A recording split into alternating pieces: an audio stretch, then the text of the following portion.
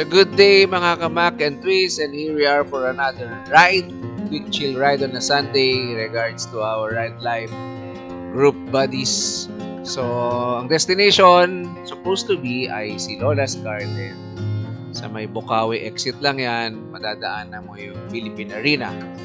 But unfortunately, totoo nga ang Marites, no? Maraming kumakain dyan. So, mahaba ang pila. So, we ended up dito na lang sa katabi.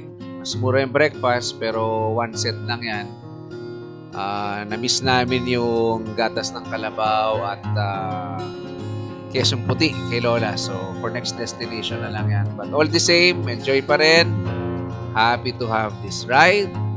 And let me share with you, ano pa ang 3 tips para enjoy mo ang bawat ride. So, first is, agahan mo. Okay? So, pag mas maaga ka, mas konti na nagbabiyahe, probably mas mauna ka sa place na pupuntahan ninyo. So, masaservan ka kagad. Okay? So, yun ang first tip. Okay? Kung gusto mong mas ma-enjoy, agahan. Second is, yun na nga, expect some changes.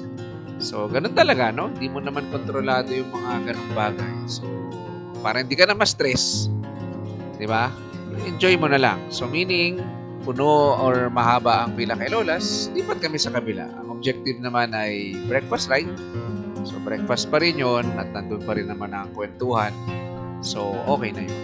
Okay? And third, and not the last, expect na magkakaroon din ng mga aberya sa ride.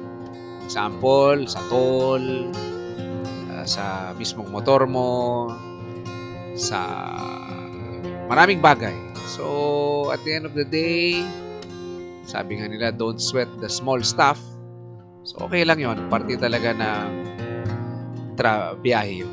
So, with that, mga ka-ride life and Mac and Twist, until our next ride, see you soon.